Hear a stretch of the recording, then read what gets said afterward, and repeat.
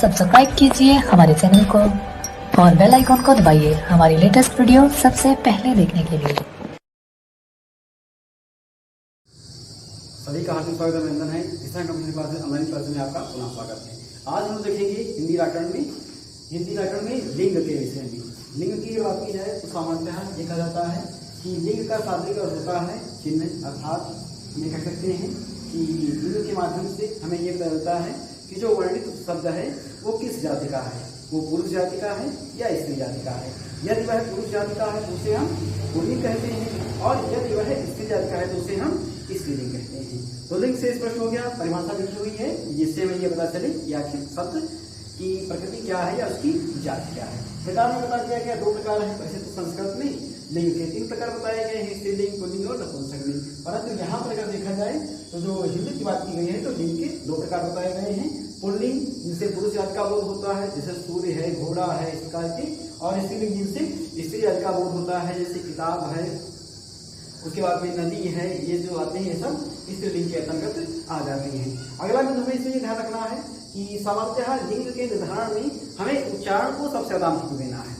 उच्चारण का तात्पर्य यह है कि जब आपसे कोई शब्द पूछ रहा है कि बताइए किताब में कौन सा लिंग है, इस प्रकार से प्रश्न पूछेंगे कि बताइए किताब में कौन सा लिंग है, तो आपको कोई भी नियम नहीं ध्यान देना है, इसका उच्चारण करना है। अर्थात एक वाक्य बना देना है कि किताब पढ़ा जाता है या किताब पढ़ी जाती है। तो वाक्य सुनने में हमें ये अच्छा लग रहा है कि किताब पढ़ी जाती है, तो जब पढ़ी जाती है तो इससे ये स्पष्ट हो रहा है कि किताब में कौन सा लिंग है, स्त्रीलिंग है। ये आपको ध्यान रखना है। उसके बाद में ऐसे प्रश्न पूछ लिया गया कि प्रश्न जैसे हमें पूछ लिया गया, मान लीजिए कि पर्वत की बात आई है, पूछा गया कि बताइए पर्वत में कौन सा लिंग है। तो पर्वत पर हम क्या करेंगे, एक वाक्य बनाएंगे। हिमालय पर्वत अगर देखा जाए तो नेपाल में स्थित है, या फिर यह पर्वत बहुत ऊंचा है। तो इस प्रकार का जब हम कोई भी वाक्य बनाते हैं तो जो हमने पर्वत पर वाक्य बनाया है उससे पुरुष जाति का बोध हो रहा है। तो इससे ये स्पष्ट हो रहा है कि पर्वत में कौन सा लिंग है, पर्वत में पुल्लिंग है। सबसे शुद्ध तरीका यह है, कोई भी आपसे शब्द पूछ रहा है, यदि उसका लिंग पूछते हैं तो आपको करना क्या है, हमेशा उसका उच्चारण करें। चाहे घड़ी पूछे, चाहे पंखा पूछे, मेज पूछे, किताब पूछे, कुछ भी आपसे पूछे तो आपको करना क्या है कि उसका उच्चारण कर देना है।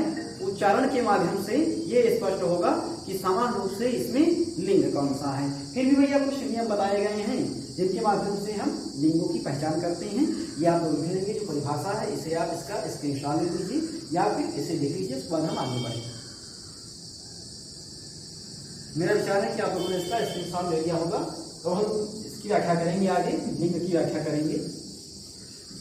ये सबसे पहले हम देखेंगे पुल्लिंग के विषय में। तो पुल्लिंग के विषय में ये कहा जाता है कि सामान्य रूप से जो अकारांत शब्द होते हैं, ध्यान दीजिए भैया, नंबर 1 पे हम व्याख्या करेंगे पुल्लिंग की। हाँ, तो इसमें सबसे पहला ये बताया गया है कि जो अकारांत शब्द है, अकारांत शब्द जैसे अकारांत का पर क्या लगाएगा कि जिनके अंत में आ है। यहां पर ऐसे कह सकते हैं, लिखा हुआ है राम, लिखा हुआ है श्याम, लिखा हुआ है पर्वत, लिखा हुआ है जहाज, लिखा हुआ है भवन, लिखा हुआ है शहर, लिखा हुआ है देश, लिखा हुआ है। तो आप लोगों ने देखा कि सबके अंत में आ आया है, आ का आकार हुआ है। तो सामान्य रूप से जो आ आकार वाले होते हैं वो सब क्या कहलाते हैं, वो सब पुल्लिंग शब्द कहलाते हैं। आपको ध्यान रखना है। उसके बाद में अगला जैसे बिंदु आता है कि कुछ भाववाचक शब्द होते हैं। भाववाचक शब्द जैसे जिनके अंत में या प्रत्यय है, त्वा प्रत्यय है, इस प्रकार के जो शब्द आते हैं वो सब किसमें आते हैं, वो सब पुल्लिंग में आते हैं। तो अगला हम देखेंगे जिसमें नंबर 2 पे ध्यान रखना है, सामान्य भाववाचक शब्द। भाववाचक शब्द, हाँ, ये भी पुल्लिंग आते हैं। कौन कौन से, जैसे मैंने बताया कि जिनके अंत में ता प्रत्यय है, तो इसमें क्या हो गया, गुरुत्व हो गया, महत्व हो गया, घनत्व हो गया। ये देखिए सब भाववाचक में आते हैं। तो ये सब किसमें आ गए, ये सब पुल्लिंग में आ गए। उसके बाद जैसे हम देखते हैं इसमें कुछ आते हैं इनके अंत में या प्रत्यय है। या प्रत्यय वाले कौन हो गए, जैसे शौर्य हो गया, इस प्रकार के इसमें आ जाते हैं। उसके बाद में जैसे इसमें देखते हैं कि जिनके अंत में वा प्रत्यय, जैसे इसमें गौरव हो गया, इसी में लाघव हो गया। तो ये सब कैसे शब्द होते हैं, ये सब पुल्लिंग शब्द होते हैं। उसके बाद में इसमें एक और महत्वपूर्ण दिया जाता है कि पुल्लिंग में अगर बात की जाए तो अधिकतर जो भाववाचक संज्ञा के कुछ उदाहरण आ जाते हैं इसमें। ऐसे कह सकते हैं कि इसमें भाववाचक नहीं रहेंगे, इसमें जैसे बुढ़ापा आ गया, इसमें मोटापा आ गया, इस प्रकार के शब्द आ गए, जैसे बचपन आ गया। ये जो सामान्य भाववाचक के शब्द होते हैं ये सब पुल्लिंग में आते हैं। अब हम आगे देखेंगे स्त्रीलिंग बनाने के कौन से नियम है, अर्थात हम पुल्लिंग को किस प्रकार से स्त्रीलिंग बनाएंगे। तो इसमें कुछ प्रत्यय आते हैं, कुछ हिंदी के प्रत्यय हैं और कुछ संस्कृत के प्रत्यय हैं। ये आप लोग लिखेंगे, उसके बाद हम आगे बढ़ेंगे। जी, उसके साथ ले लिया होगा। अब आगे बढ़ेंगे स्त्रीलिंग।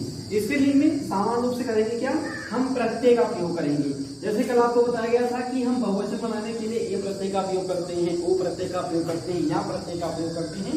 उसी प्रकार से स्त्रीलिंग बनाने के लिए क्या करेंगे, हम प्रत्यय का प्रयोग करते हैं। सबसे पहले देखना है हिंदी के प्रत्यय।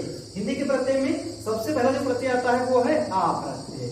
अब आ से जैसे क्या कहा गया है, यहाँ पे लिखा है छात्र लिखा है, तो हमें इसका स्त्रीलिंग क्या कर सकते हैं, छात्रा लिख सकते हैं, इसका से आ जाएगा। उसके बाद जैसे देखना है इसमें आनी लिखा है, तो आनी से हमें जैसे इंद्र लिखा हुआ है तो उसका हमने क्या कर दिया, इंद्राणी कर दिया। इस प्रकार से ये स्त्री बन गया। उसके बाद देखेंगे अगर जैसे इसमें लिखा है भैया इनी लिखा है, हाँ इसमें इनी में जैसे इसमें योगिनी हो गया, हाँ उसको हम ध्यान देना, जैसे इसमें ई प्रत्यय लिखा है तो ई प्रत्यय में जैसे कुमार है तो उसे क्या करेंगे, कुमारी कर देंगे, इस प्रकार से बन जाएगा। उसको हम ध्यान देना, जैसे इसमें टी प्रत्यय है तो उसमें श्रीमान लिखा हुआ है, हम टी से क्या कर सकते हैं, श्रीमती कर सकते हैं, भाग्यवती कर सकते हैं, बलवान का बलवती कर सकते हैं। उसको हम जैसे इसमें नी प्रत्यय है तो मोर लिखा हुआ है, इसमें क्या हो जाएगा, मोरनी हो जाएगा। इस प्रकार से जो हिंदी के प्रत्यय हैं इसके माध्यम से हम क्या करेंगे, इनका हम लिंग परिवर्तन कर सकते हैं। उसके बाद में देखेंगे कुछ संस्कृत के प्रत्यय हैं वो भी इसके समान ही हैं, जिनसे हम लिंग निर्धारित कर सकते हैं। जैसे इसमें भैया सबसे पहला अगर देखिए ये ही संस्कृत के थे, हिंदी की हम व्याख्या करेंगे। ये हैं संस्कृत वाले ही, सबसे पहले भैया संस्कृत के ही प्रत्यय आए थे, बाद में इनसे ही हिंदी के बन गए हैं। क्या किया गया है, इनमें थोड़ा संशोधन कर दिया गया है और इनसे क्या बना दिया गया है, इनसे हिंदी वाले बन गए। पहले कौन से हैं, पहले ही संस्कृत है, उनमें थोड़ा परिवर्तन हुआ है। जैसे इसमें आइन आ गया, तो आइन से कैसे जो जाति सूचक आते हैं वो आइन और इन, यहां देखेंगे लिखा हुआ है जाति सूचक। तो जाति सूचक शब्दों में हम जब स्त्रीलिंग बनाएंगे तो क्या करेंगे, आइन और इन प्रत्यय का प्रयोग करते हैं। जैसे आइन में क्या हुआ कि ठाकुर है, ठाकुर का ठाकुराइन हो जाएगा। इस प्रकार से क्या किया, ये भैया जाति सूचक बहुत परीक्षा में पूछे आते हैं। उसको हम जैसे देखेंगे लिखा है आनी लिखा है तो जेठ का क्या हो जाएगा, जेठानी हो जाएगा। देखिए वैसे ही है, थोड़ा परिवर्तन किया गया है, संस्कृत का हिंदी में कर दिया गया है। उसको जैसे इसमें इन हो गया। अभी हमने बताया कि जाति सूचक इन बनाएंगे तो जैसे तेली का क्या हो जाएगा, तेलिन हो जाएगा। आगे देखना है उसमें जैसे या प्रत्यय है तो इसमें दिव्या हो गया, डिब्बा का दिव्या हो गया, बेटा का दिव्या हो गया। उसको जैसे इसमें ई प्रत्यय है तो काका का काकी हो गया, दादा का दादी हो गया। उसके बाद में ऐसे नी प्रत्यय है तो मोर का मोरनी हो गया। अब उन्होंने देखा कि हिंदी और संस्कृत के जो प्रत्यय हैं वो समान हैं, बस उनमें थोड़ा परिवर्तन कर दिया गया है, ये सिर्फ जाति सूचक शब्द ही इसमें जोड़ दिए गए हैं। तो ये तो प्रत्यय के माध्यम से हो गया। अब हम कुछ ऐसे शब्द देखेंगे भैया उनके लिंग निश्चित ही नहीं होते हैं, हम लोग बहुत असमंजस में पहुंच जाते हैं कि आखिर ये लिंग कहाँ से आए, इनके लिंग हम किस प्रकार से निर्णय करें। तो हम देखेंगे अन्य शब्द ये लिख लेंगे आप लोग, उसके बाद आगे बढ़ेंगे। ये आप लोगों ने लिख लिया होगा।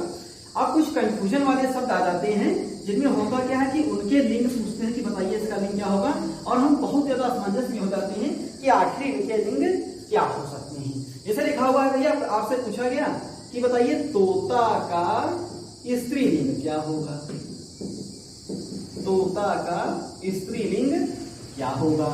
उसके बाद जैसे आपसे पूछ लिया गया बताइए मक्खी का पुल्लिंग क्या होगा, मक्खी का पुल्लिंग क्या होगा। उसको जैसे पूछ लिया आपसे कि बताइए गिलहरी का पुल्लिंग क्या होगा, का पुल्लिंग क्या होगा। इस प्रकार के प्रश्न आपसे पूछते जाते हैं तो आपको क्या कहेंगे कि तोता का पोपटी कह देंगे, मक्खी का मक्खा कह देते हैं, गिलहरी का गिलहरा कह देते हैं, जो भैया पूरी तरीके से गलत होते हैं। आपको ध्यान रखना है कि जब इस प्रकार के पशु पक्षी जीव जंतु आ जाते हैं और उनके लिंग निश्चित नहीं होते हैं तो हम करते क्या है कि इनके आगे हम नए शब्द जोड़ देते हैं। कौन से नए शब्द जोड़ते हैं, ध्यान रखना है, इसमें नर व मादा जोड़ देते हैं, नर व मादा जोड़ देते हैं। यह आपको ध्यान रखना है कि जो ये नर और मादा हम जोड़ते हैं किसमें जोड़ते हैं, ये हम पशु पक्षी और जीव जंतुओं में जोड़ते हैं जब उनके लिंग स्पष्ट नहीं हो पाते हैं। जैसे आप लोग ध्यान देंगे कि तोता उड़ गया तो तोता क्या हुआ, तोता हुआ पुल्लिंग। तो जब अब हमें इसका स्त्रीलिंग पता करना है तो क्या कह सकते हैं, मादा तोता कह सकते हैं, मादा तोता कह सकते हैं। उसके बाद मक्खी उड़ गई तो मक्खी क्या है, स्त्रीलिंग है, तो इसका हम पुल्लिंग किस प्रकार से बनाएंगे, हम कहेंगे नर मक्खी। जैसे देखा है आप लोगों ने कि सामान्यतः देखा होता है कि मादा एनेफिलीज, जो मच्छर काटने से बहुत से लोग होते हैं तो उसमें मादा एनेफिलीज आ जाता है, लेकिन नर और मादा वो जोड़ देते हैं, तो ये क्या हो गया, नर मक्खी हो गई। उसमें जैसे गिलहरी की बात की जाए तो गिलहरी चली गई, गिलहरी स्त्रीलिंग है, तो इसका हम पुल्लिंग किस प्रकार से बनाएंगे, नर गिलहरी। इसमें अन्य जैसे कौन से आ सकते हैं, जैसे ध्यान रखना है इसमें, जैसे मान लीजिए कि मगरमच्छ इसमें आ गया, इसमें छिपकली आ गया। अब पूछेंगे आपसे, बताइए छिपकली का पुल्लिंग क्या होगा, तो छिपकली चली गई स्त्रीलिंग है, हम कहेंगे नर छिपकली। मगरमच्छ पुल्लिंग है तो क्या कहेंगे, मादा मगरमच्छ।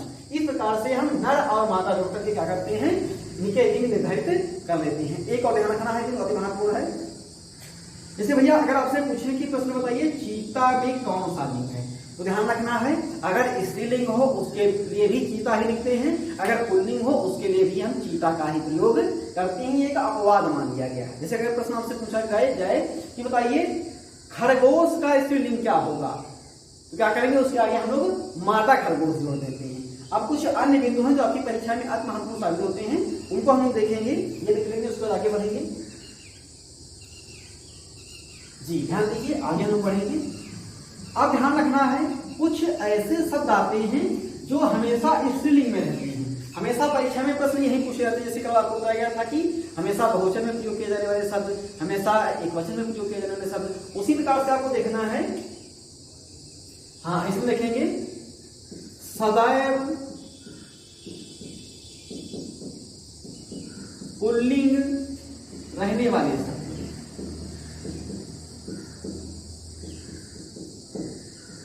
रहने वाले शब्द ध्यान रखना है। ये जो हम शब्द लिखने जा रहे हैं ये क्या रहेंगे, ये सदैव पुल्लिंग रहेंगे। जैसे लिखा हुआ है दिन, आपके रविवार सोमवार मंगलवार बुधवार किसी आ गया वो क्या रहेगा, वो हमेशा पुल्लिंग रहेगा। उसका जैसे लिखा है महीना, अब महीना जैसे हिंदी का आ गया चैत बैसाख जेठ आषाढ़ सावन भाद्रपद कुआर कार्तिक इस प्रकार से आ जाए तो वो सब क्या रहेगा, हमेशा पुल्लिंग रहेगा। उसका जैसे देखना लिखा है भैया पर्वत, ये क्या रहेगा, हमेशा पुल्लिंग रहेगा। उसके बाद जैसे देश, ये क्या रहेंगे, हमेशा पुल्लिंग देशों के नाम रहेंगे। उसके बाद जैसे समूहों के नाम क्या रहेंगे, हमेशा पुल्लिंग रहेंगे। उसके बाद जैसे लिखा है भैया, हाँ ये सब क्या रहेंगे, ये सब हमेशा पुल्लिंग रहते हैं। उसके बाद ध्यान देंगे अन्य इसमें जो महत्वपूर्ण आते हैं कि ऐसे शब्द जो शब्द, ये पहले लिख देंगे आप लोग, ये हमेशा पुल्लिंग में ही रहते हैं, ये स्त्रीलिंग कभी भी नहीं होते। अगर आपसे पूछे कि बताइए इनका स्त्रीलिंग क्या होगा तो गलत पूछ रहे हैं, इनमें से कोई नहीं सही होगा। उसके बाद ध्यान देंगे अगला जो ये बताया गया है कि सदैव स्त्रीलिंग वाले शब्द, सदैव स्त्रीलिंग वाले शब्द कौन से शब्द होते हैं जो हमेशा स्त्रीलिंग में रहते हैं, उनका पुल्लिंग कुछ भी नहीं होगा। देखिए जैसे बोली, अब भैया बोली अवधी बघेली छत्तीसगढ़ी बिहारी भोजपुरी मगही मैथिली और इस प्रकार से जितनी भी बोलियां आएंगी वो सब किसमें आएंगी, वो सब स्त्रीलिंग में आती है। उसकी वजह से नदी गंगा यमुना सरस्वती गोदावरी ब्रह्मपुत्र ये सब स्त्रीलिंग में आती है। उसकी वजह से लिखा है भैया भाषा, अब भाषा चीनी है, अरबी है, फारसी है, ये सब किसमें आती हैं, पश्तो है, ये सब स्त्रीलिंग में आती है। उसकी वजह से है उस ये लिपियां देवनागरी है, ब्राह्मी है, खरोष्टी है, अरमाइक है, रोमन है, गुरुमुखी है, ये सब किसमें आती है, ये सब स्त्रीलिंग में आती है। उसकी वजह से देखेंगे इसमें तिथियां, तिथियां जैसे भैया पंचमी है, इस प्रकार से चतुर्थी है, इस प्रकार से जितनी तिथियां हैं वो सब किसमें आएगी, वो सब स्त्रीलिंग में आती है। उसको देखना है जैसे इसमें अन्य हो गया, जैसे पुस्तकों के नाम। तो जो पुस्तक है उनके नाम हमेशा क्या कहते हैं, हमेशा उनके नाम स्त्रीलिंग में रहते हैं। ये भी महत्वपूर्ण सूचना है, इसे आप अवश्य लिख लें। उसके बाद हम आगे बढ़ते हैं। जी जल्दी। और अगर आपको वीडियो अच्छा लगे तो लाइक भी करते रहेंगे, क्योंकि इससे क्या मिलता है, हमें प्रोत्साहन मिलता है और हम अपनी वीडियो के प्रति और ज्यादा मेहनत करने के लिए उत्साही होते हैं, फिर और अच्छा डाटा आपको देने का प्रयास करते हैं। तो वीडियो को भैया समय समय पर लाइक अवश्य करते रहें। अब हम आगे बढ़ेंगे। अगला जो ये बताया गया है कि कुछ शब्द ऐसे होते हैं चाहे उनमें स्त्रीलिंग आए या पुल्लिंग आए, परंतु हम कहते हमेशा क्या है, उनको पुल्लिंग ही कहते हैं। तो लिखेंगे पुल्लिंग शब्द। कौन से पुल्लिंग, जिनमें स्त्री भी होगी और पुरुष भी होंगे, परंतु उन्हें हम कहेंगे क्या, हमेशा स्त्रीलिंग कहेंगे। जैसे देखिए लिखा हुआ है राष्ट्रपति। अब राष्ट्रपति अगर महिला है श्रीमती प्रतिभा देवी सिंह पाटिल या फिर पुरुष है, हमेशा शब्द उनके लिए क्या आएगा, पुल्लिंग शब्द ही आएगा राष्ट्रपति। इसको जैसे इसमें अगला आ गया उपराष्ट्रपति, तो उपराष्ट्रपति भी क्या रहेगा, हमेशा पुल्लिंग रहेगा, चाहे महिला हो चाहे पुरुष हो। उसको देखेंगे जैसे इसमें लिखा हुआ है मुख्यमंत्री, मुख्यमंत्री भी हमेशा यही रहेगा। उसको जैसे चित्रकार लिखा है या फिर पत्रकार लिखा है, ये हमेशा क्या रहेंगे, ये हमेशा पुल्लिंग रहेगा। उसके बाद जैसे प्रबंधक हो गया, उसके बाद जैसे मेहमान हो गया। अब आपके घर में कोई महिला मेहमान आई है तो आप उसे मेहमान ही कहते हैं, शुद्ध शब्द मेहमान ही है, चाहे महिला है चाहे पुरुष आए। उसके बाद जैसे देखेंगे भैया सभापति हो गया, कहते हो नहीं सभापति चुना गया, हो सकता है महिला ही सभापति चुनी गई हो। उसके बाद जैसे वकील, तो महिला ही वकील होती है, उसे वकील ही तो कहते नहीं है भैया। उसके बाद ध्यान देंगे जैसे डॉक्टर हो गया, महिला डॉक्टर होती है, उन्हें डॉक्टर ही कहते हैं, वो पुल्लिंग में आता है। उसका जैसे सेक्रेटरी या सचिव हो गया, हिंदी में क्या हो गया, सचिव हो गया।